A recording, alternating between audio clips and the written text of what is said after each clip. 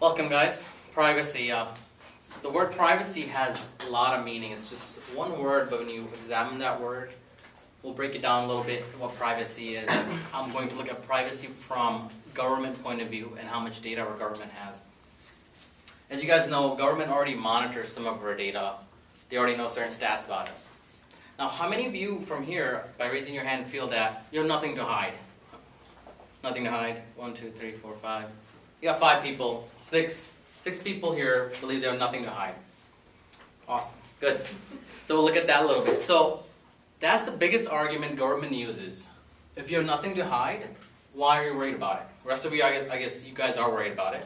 6 of you guys aren't. So using the argument, Britain installed CCTVs all over London. If you guys have been there, there's every camera, there's a network of CCTVs and they can watch every single thing that you do. That's their argument. You got nothing to hide, you got nothing to fear. Okay, that's their argument. So, let's look at this a little bit. So some of the things people, when they say, people who are against you got nothing to hide, they say things like, well, why do you have curtains? You know, you have curtains. Why do you have curtains? Right? Can I see your credit card bills, guys? You know, if you guys have nothing to hide. When you say you have nothing to hide, actually you need to justify why are you looking at my data. You need a warrant. You can't just look at my data. You know, things like that. Other thing is, if you really don't have nothing to hide, guys, sure you guys have a life? No, that's not the point. The point being is, a lot of this stuff is very critical. Like privacy at government, with the data, how the privacy works, I'll get into a little bit. Other thing is, if whatever your data is, whatever your personal information is yours, it's not government to look at. It's protected by Constitution. And as Travis talked about last week, there is a big difference on these laws, though, in the way people and lawmakers analyze them and how they can stretch the limit of it. So there's a limit on where the privacy stops. And as the way privacy works, it's not one swoop that is taken away. It's little by little. And by the time it's a little too late, you realize how much is taken away. And I'll get into why it's bad to have your data be stored in a particular computer. If you got nothing to hide, that means I can come into your room and take a naked picture of you and show it to your neighbor. You have something to hide, guys. There's 6 people who raise their hand. You have something to hide, right? I can't go look at your credit card number. I can't ask where your income is. That's data. If you got nothing to hide, you do. You do have something to hide. Think about all these things. So it's very critical where the line is drawn. The biggest argument against is terrorism. We had 9/11 happen. Very bad thing. It's the first time our country as a USA got hit by terrorism. First time where they did a major damage like that. First time they succeeded. I mean, they really caught us with their pants down. So what we're doing now is gathering a lot of data on citizens. So if you think about it, how can you monitor the network? You start monitoring citizens, how they communicate, and then you start analyzing the data.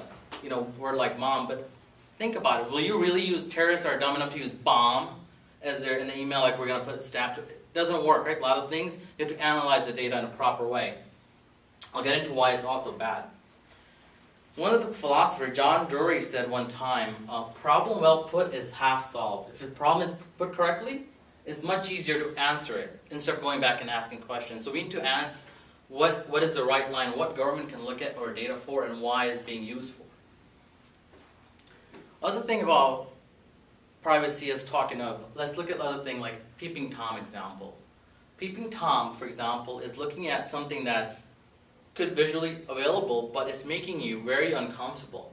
And also the data is not being captured, but it's also is not being shared by somebody. But even just the fact of actually somebody looking at you without a curtain is against privacy. So you see how that feels? So there are certain data you're very uncomfortable sharing, as you shouldn't be, you don't need to share, and governments shouldn't have access to. Other thing is the personal data. If you share certain information, it could be used to blackmail you. So guys, you know, you have nothing to hide. I don't want to know your social security number because somebody could really defraud you. So you have something to hide. So that data is very critical. You can open up a credit card with that social security number, DOB, and that's how credit frauds happen. So you have something to hide. And a lot of that data, if it's not protected correctly, goes out in the wrong hand, you can really do a lot of damage for multiple years to correct. Now, for example, let's start looking at these gathering. You're gathering all this data, and how do they analyze it? So you have shopping list. What is the guy buying? So Mehdi orders a book on meth. He looks brown, he could be a terrorist, he's ordering a book on meth. He might be actually making a meth lab. Turns out he's a writer. He's writing a book on how to make meth. He's a writer, so he wants to really research this topic. See the example? I'm taking some of these extreme examples. That could happen, right? Now, if you have a particular shopping pattern, and you have these data being analyzed, what if you fall into a wrong category where your spending habits are matching to of a terrorist or certain things like that? It could rack very, very much a problem in your life. So that's why this data it should be protected very much so. Other thing is, when you use I got nothing to hide argument, you're not actually looking at a problem. You're looking at it in a very broad way. I already gave some examples of why privacy is critical and why it shouldn't be out there in government's hands, especially some of the critical information. Now, people who are against nothing to hide, people are really like, we need to protect our country, their argument is, there is no privacy till there are dead bodies or blood. That's another extreme, like making you uncomfortable because I'm looking at your data, for example, is not going to be enough. Because we got to protect our country, so either there's a dead body, or just because you feel uncomfortable, or, just not hurt your feeling in a way, that's not enough. So, the problem with that is, life is not a horror movie. You don't need a dead body to protect your data. So you can't use that kind of argument. Just because you want to protect something, you can't just share information out from all the people and accounts, all that stuff like that. Now, other thing about this argument is, like I talked about privacy, the privacy is taken little steps. So unless you have like an oil spill, you don't really worry about the environment. You have to have a major problem that comes in to resolve something.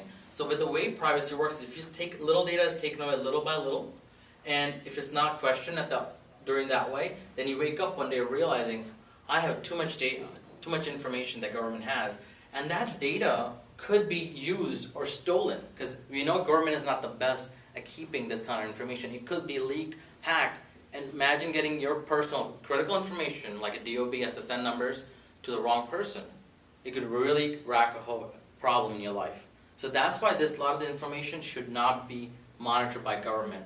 So again, a lot of these things, it's very gray. There's no black and white on any of these privacy things. So thing is to not use an argument, I have nothing to hide argument, because that doesn't really tackle the problem. It actually ignores the problem, actually looking at a different step. So certain things should be monitored, because we haven't had another problem since 12 years, excellent, because they're doing something right.